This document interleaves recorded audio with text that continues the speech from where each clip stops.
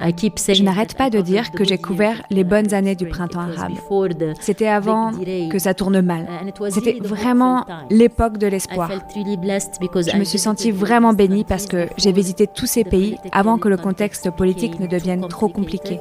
Et j'ai appris des réalités que personne ne peut vraiment m'enlever. J'ai passé assez de temps dans ces villes et ces maisons syriennes et dans des centres culturels.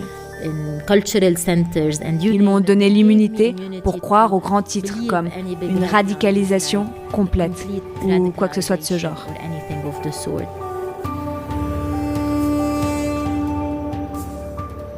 C'est de ces années passées à sillonner un monde arabe en pleine mutation qu'est né le projet qui anime Alia Ibrahim aujourd'hui. Il y a 4 ans, la journaliste libanaise a cofondé Daraj, l'escalier, un site d'information pan-arabe, indépendant des pouvoirs politiques et économiques, qui s'empare de sujets habituellement absents des médias de la région. Droits de l'homme, questions de genre, sexualité, fact-checking. Je m'appelle Camille Diao et moi aussi, je suis journaliste. Ces derniers mois, j'ai eu l'occasion et la chance de discuter avec des reporters, des blogueurs, des acteurs des médias à travers le monde. Je les ai longuement écoutés, me raconter leur parcours, leurs inspirations, leurs combats. Je leur ai posé beaucoup de questions aussi. Et de fil en aiguille, j'ai vu se dessiner un certain nombre de correspondances, des convictions communes, des idées, du courage, de la passion. Ils sont 10, ils viennent du Liban, du Vietnam, du Cameroun, du Yémen, de la Côte d'Ivoire. Et dans cette série de podcasts, je leur tends le micro. Vous écoutez Correspondance, le podcast des artisans de l'info. Épisode 1, Alia Ibrahim.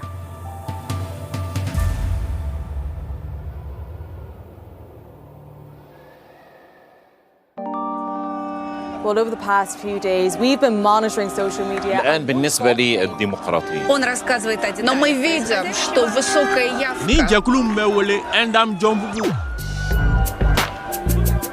Correspondance, le podcast des artisans de l'info.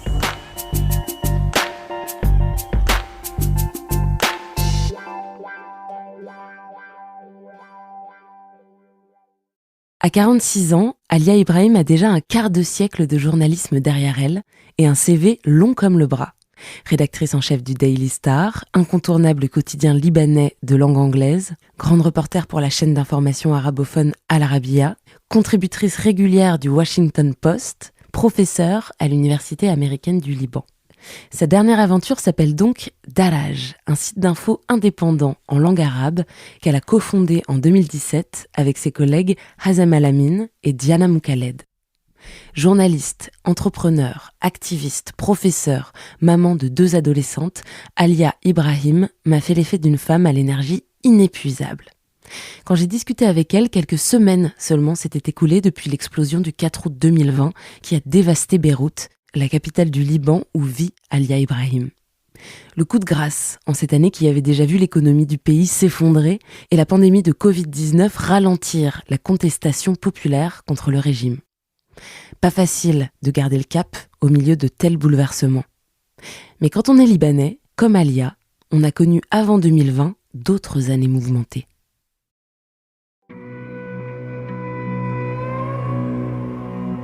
Je suis née en 1974, l'année où la guerre a commencé au Liban. J'appartiens à cette génération de la guerre civile au Liban. Cette guerre se déroulait dans plusieurs endroits. On n'arrêtait pas de déménager d'une ville à une autre. On n'arrêtait pas de s'adapter.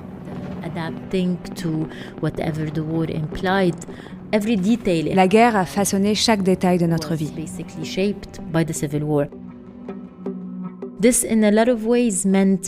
Très jeune, on est devenu impliqué dans la politique. On entendait les actualités. Ça a joué un rôle très important sur mon choix de devenir journaliste. Je voulais comprendre mieux, peut-être, mais aussi je voulais faire partie de la vie publique.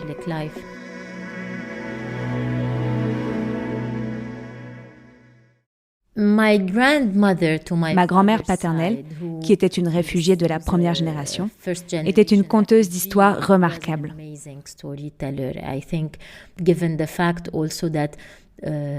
Notre première source de divertissement consistait à écouter ces histoires. Très tôt, j'appréciais l'art de bien raconter une histoire. Cette façon de créer un monde d'imagination. Dans la plupart des cas, beaucoup des histoires de ma grand-mère étaient liées à son enfance quand elle déménageait d'un pays à un autre. Écouter les histoires de ma grand-mère m'a influencé à raconter les miennes.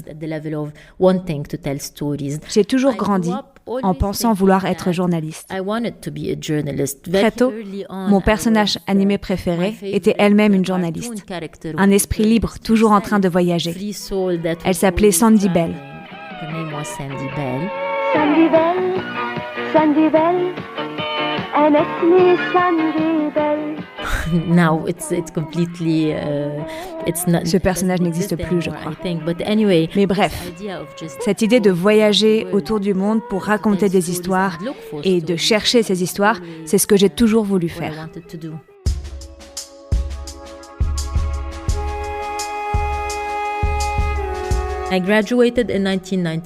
J'ai obtenu mon diplôme en 1996 et très vite j'ai commencé à travailler au Daily Star, le quotidien anglophone du Liban.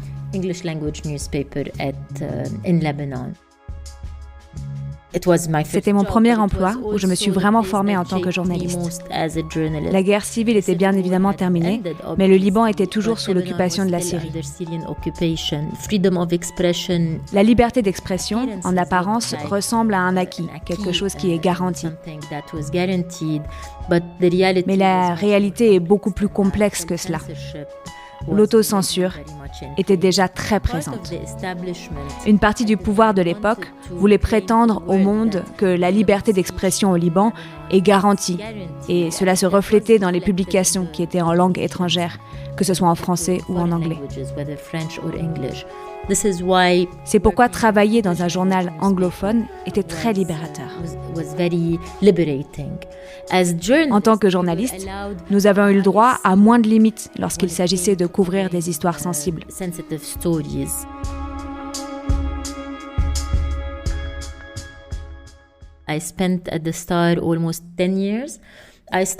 J'ai passé 10 ans au Daily Star. J'ai commencé en tant que stagiaire, puis journaliste débutante. Je couvrais les histoires sur l'environnement en profondeur, les droits de l'homme, les libertés, le Parlement. Au moment où je suis partie, j'étais rédacteur en chef. Pendant 10 ans au Daily Star, j'ai pu découvrir beaucoup de sujets et être flexible, travailler avec des rédacteurs qui m'ont aidé sur ma façon d'écrire, comme structurer une histoire, mais également, d'une certaine manière, comment développer un esprit critique.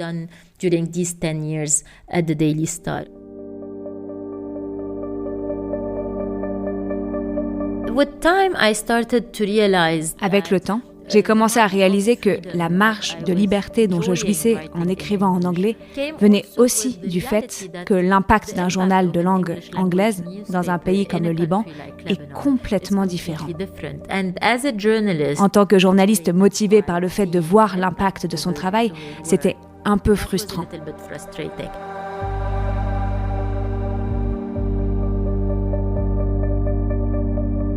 Je me souviens de beaucoup d'histoires, mais l'une d'entre elles était particulièrement étonnante.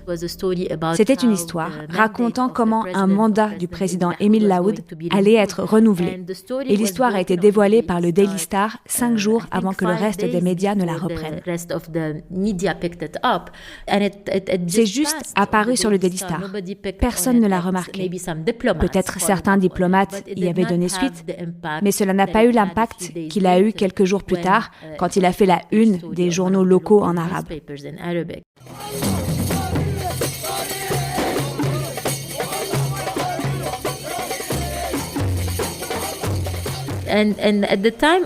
À ce moment, j'étais vraiment motivée à commencer à parler devant un public auquel je peux m'identifier davantage.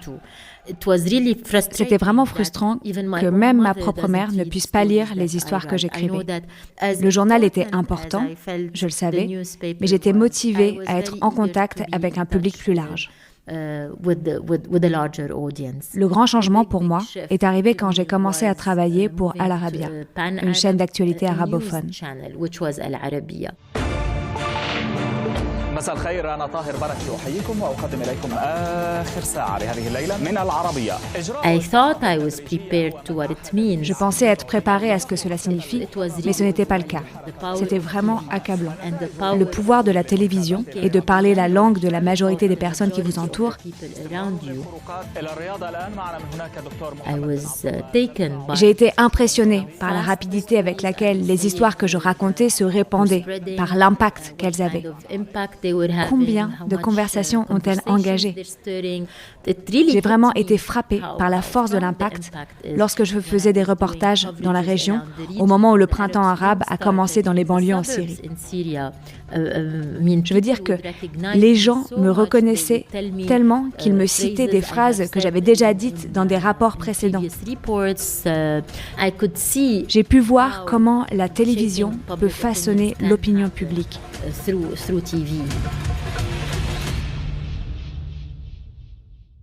Malgré l'essor du numérique au cours des 10 dernières années, je pense toujours que le pouvoir de la télévision est incontestable.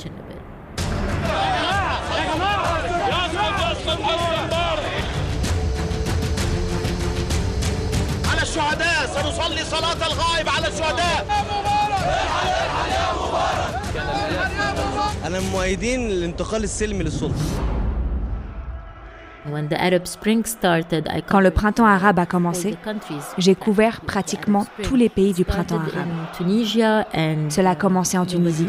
Personne ne l'a pris au sérieux. Puis, lorsqu'on est passé en Égypte, on a commencé à regarder de plus près. Et puis, ça a commencé en Syrie et en Libye, puis au Yémen et à Benrey. C'était accablant pour moi.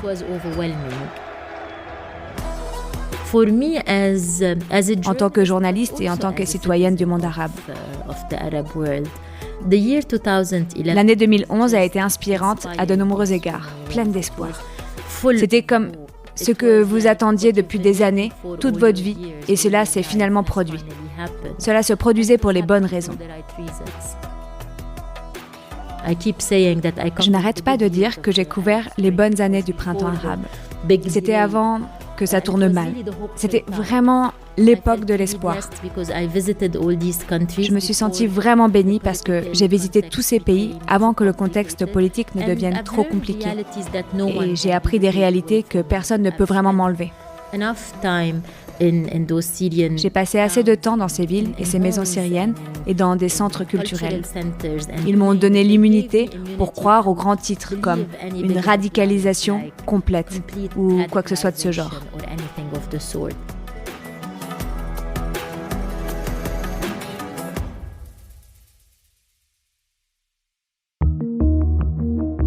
Quand j'ai couvert la Syrie, je suis allée au nord, bien évidemment.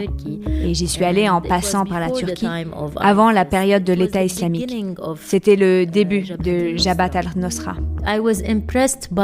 J'ai été impressionnée par le sentiment que j'ai ressenti sur le terrain, de pouvoir être fidèle à mes reportages. J'étais entourée par toutes sortes de personnes armées. J'étais capable de dire des choses exactement comme je les voyais. Puis, éventuellement, je me suis rendu compte que, par principe, les personnes sont censées être du même côté que moi. Mais avec la Révolution, ils n'aimaient pas ce que je relatais. Ce n'était pas ce qui se passait sur place. C'était les réseaux sociaux exclusivement. Et j'ai réalisé l'ampleur de la situation quand j'ai quitté la Syrie.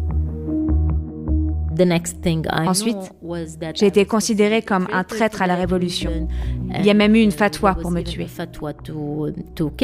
Et j'ai dû rapidement quitter la Syrie une nuit.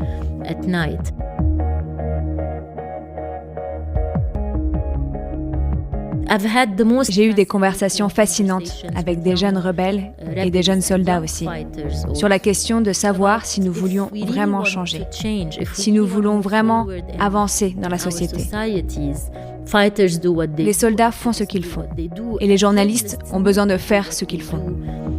Ce qui est parfois de faire des reportages sur des histoires qui vont pratiquement à l'encontre de leur propre goût. Je n'ai pas aimé ce que j'ai vu, mais je ne pouvais pas mentir. J'étais plus fidèle au fait d'être journaliste qu'au fait d'être pro-révolutionnaire. Je l'ai considéré comme ma propre défense de la révolution.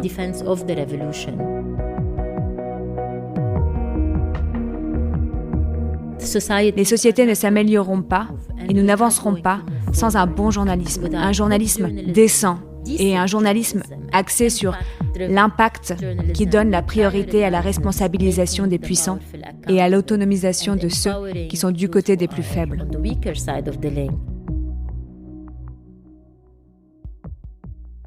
Je pense que l'un des voyages les plus inspirants que j'ai fait était à Saada. L'une des choses qui m'a le plus frappée, ce sont les entretiens que j'ai eus avec les jeunes venus de tout le Yémen,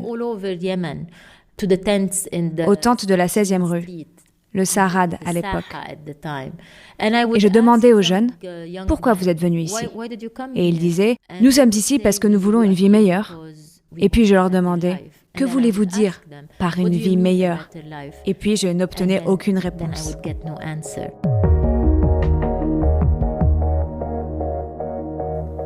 Et cette absence de réponse ne venait pas que d'une seule personne. Cela m'a frappé la première fois. Je n'ai pas eu de réponse alors que j'ai continué à le demander. Et je pense que c'est révélateur parce que lorsque vous parlez aux jeunes, ils savent qu'ils doivent sortir de cette réalité, mais ils ne comprennent pas vraiment ce qu'implique une notion comme la liberté d'expression ou le fait d'avoir des droits en tant que citoyen ou des idées plus simples dans leur esprit telles que le leader ou le président ou le roi est un être humain, tout comme nous autres, qui, dans la plupart de ces pays, était une figure intouchable. Et pour replacer les choses dans leur contexte général, je pense que l'une des principales raisons de l'échec du printemps arabe est le manque d'infrastructures. Il ne suffit pas de sortir dans la rue et de dire que nous voulons du changement. Le changement, à moins qu'il y ait une infrastructure, un bon système judiciaire, une liberté d'expression forte et bien protégée, on ne passe pas d'une dictature à une démocratie comme ça. Vous devez construire une structure pour cela. Et je pense que c'est pourquoi toutes les idées naïves que nous avons eues au début, selon lesquelles les choses pourraient se passer facilement, ont démoli l'idée que le pouvoir en place ou les dictatures dans tous les pays ne vont pas simplement lâcher prise.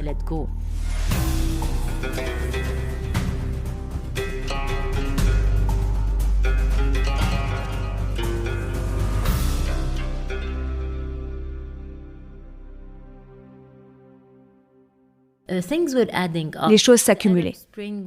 Le printemps arabe devenait un peu cauchemardesque. Les guerres et la violence s'intensifiaient dans la région.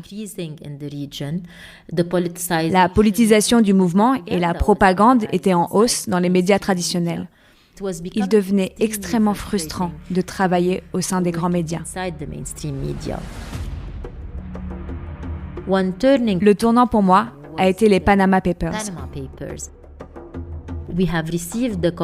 Nous avons reçu la copie de certains des articles publiés dans les Panama Papers qui étaient pertinents pour notre public. Certains d'entre eux étaient liés à Rami Makhlouf, le cousin du président Assad. Et ces histoires ne pouvaient être publiées ni dans la chaîne de télévision où je travaillais, ni dans un autre journal régional ici. Et c'était complètement décevant parce qu'on connaît beaucoup de journalistes internationaux qui travaillent sur cette histoire. Et puis, soudain, vous avez l'impression d'appartenir à une autre industrie, à une autre profession, et vous êtes tellement limité. Tous les médias du monde arabe et de la région sont financés par des partis politiques ou des gouvernements. Si ce n'est pas l'Arabie saoudite, alors c'est l'Iran. Si ce n'est pas les frères musulmans, alors c'est un autre. L'économie derrière nous est en train de changer et l'idée du journalisme indépendant s'est développée. Elle émergeait déjà dans de nombreuses régions d'Europe et du monde occidental et nous avons commencé à demander autour de nous, à des journalistes comme nous qui étaient pour la plupart en milieu de carrière. Au début, l'idée était de créer un média par des journalistes pour que les journalistes puissent couvrir une histoire qu'ils jugent importante. Pas un seul journaliste, soit dit en passant, parmi un éventail d'idéologies, de convictions politiques, etc., complètement différentes. Mais tout le monde était d'accord. Si vous étiez journaliste, il y avait un besoin de médias indépendants. Qu'est-ce que Daraj ? C'est une société de médias qui donne la priorité à la couverture des groupes sous-représentés. Les cofondateurs sont moi-même, ma collègue Diana Mokaled et mon autre collègue Hazen Alamin. Nous nous sommes penchés sur ce qui manquait et c'est ainsi que nous avons commencé à façonner notre politique éditoriale. C'est à partir de nos frustrations personnelles en tant que journalistes, mais aussi de la frustration des sociétés auxquelles nous appartenons. Et nous travaillions tous les trois dans des publications ou des médias régionaux, donc nos réseaux venaient de toute la région, pas seulement du Liban. Je pense qu'au début, nous avons commencé avec un réseau de près de 30 écrivains, journalistes. Et aujourd'hui, nous sommes presque... je sais que nous sommes plus de 320. La dernière fois que j'ai vérifié, nous étions à 320 contributeurs du monde entier. D'abord parce que nous pensons vraiment qu'il faut des conversations au niveau mondial, dans le sens où les arabophones du monde entier, où qu'ils soient, peuvent enrichir la conversation qui se déroule ici. Mais aussi, d'un point de vue économique, à l'heure actuelle, nous sommes surtout financés par des subventions, mais notre objectif est de devenir un média réellement indépendant financièrement, et pour cela, nous devons compter sur nos propres sources de revenus. L'une d'entre elles est l'audience. Vous savez, l'arabe est la langue en ligne qui connaît la croissance la plus rapide. Les locuteurs de l'arabe représentent 6% de l'audience d'Internet à l'heure où le contenu arabe ne dépasse pas 2%.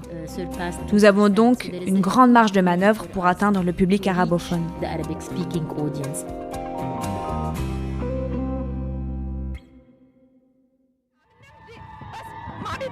مثلا بالجمعة مرة فرصة ما بيعطونا بالجمعة مرة فرصة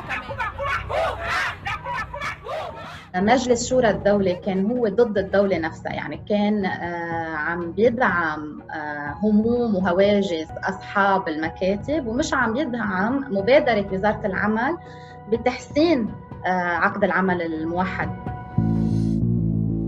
أنا بساعد زوجتي بالبيت وبهتم معها بالولاد وما بعارض إنها تشتغل برات البيت.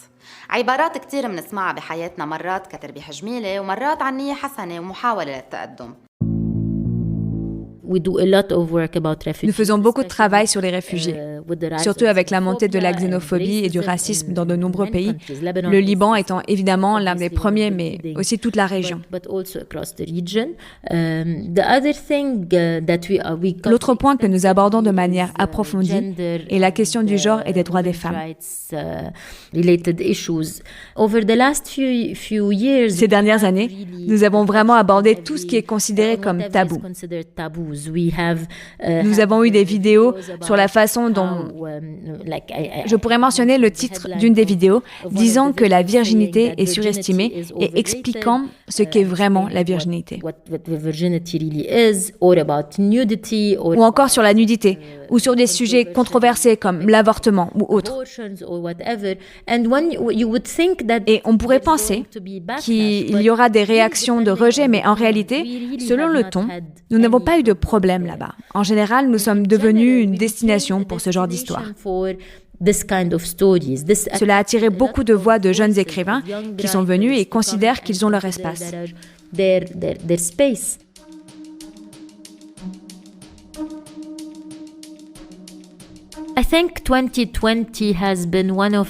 Je pense que 2020 a été l'une des années les plus difficiles. Au Liban, nous avons depuis octobre 2019 une protestation populaire et un mouvement populaire continu qui fait suite à un effondrement économique complet. La situation avec le Covid-19 ne nous a pas facilité la tâche.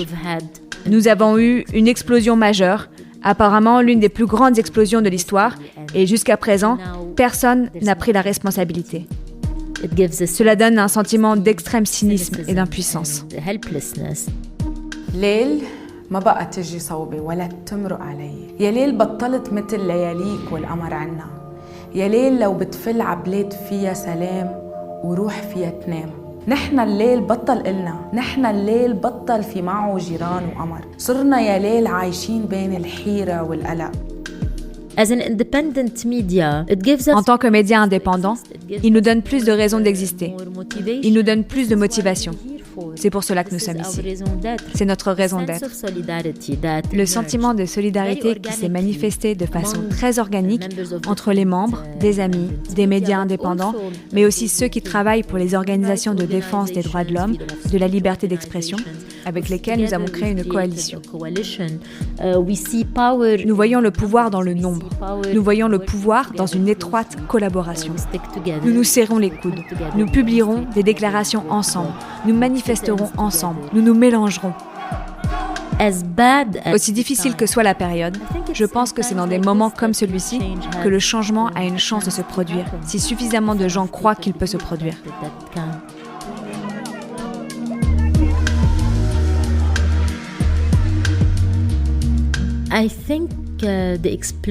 Je pense que l'explosion qui a secoué Beyrouth le 4 août était un signal d'alarme. Rien ne peut être plus dramatique que ce à quoi nous avons assisté cet après-midi-là. Je veux dire que, même si j'ai grandi pendant la guerre civile, je n'ai jamais eu aussi peur que mes enfants ce jour-là. La peur que j'ai vue dans les yeux de mes filles adolescentes, je ne l'ai pas vécue car j'ai toujours été à l'abri. Je pense que cela nous a mis face à la réalité que la guerre civile que nous pensions avoir laissée derrière nous n'était pas vraiment terminée. Nous vivions juste dans cette fausse réalité, qu'ils n'étaient pas plus malveillants en s'entretuant, mais ces malveillants, au lieu de s'entretuer, sont devenus une bande et ils nous ont opprimés, nous, les gens, nous tous.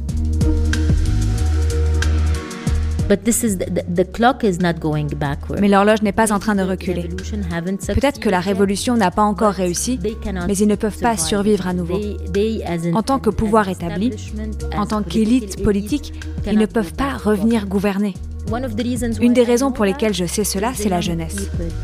Il suffit de regarder les jeunes d'une vingtaine d'années maintenant pour comprendre à quel point ils sont libérés, à quel point ils n'ont pas peur de réclamer ce qu'ils méritent, de revendiquer les droits qu'ils méritent en tant que citoyens. La façon dont les jeunes ont nettoyé Beyrouth et l'ont aidé à surmonter ses blessures à partir du 4 août est inspirante à bien des égards. Il n'y a pas qu'au Liban. Cette région est pleine de gens qui se battent contre le pouvoir et les dictatures les plus horribles de l'histoire récente. Perdre espoir n'est pas une option. Nous le devons à notre avenir. Nous le devons à nos enfants. Nous le devons à tous ceux qui croient encore que chaque citoyen mérite un meilleur futur que son passé.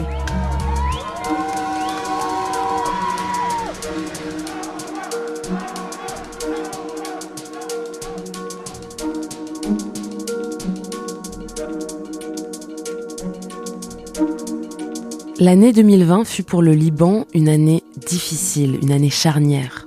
Mais à en croire Alia, encore plus qu'hier, les médias indépendants du pays ont conscience du rôle qu'ils ont à jouer dans la reconstruction. Et Alia Ibrahim y croit. Elle travaille avec des ONG pour poursuivre en justice les banques qui ont ruiné son pays, avec des experts juridiques pour proposer une nouvelle loi électorale. Daraj a rejoint une nouvelle garde de médias indépendants qui veulent faire évoluer les termes du débat, favoriser une conversation fraîche pour les prochaines élections et donner la parole à ceux que l'on n'entend pas.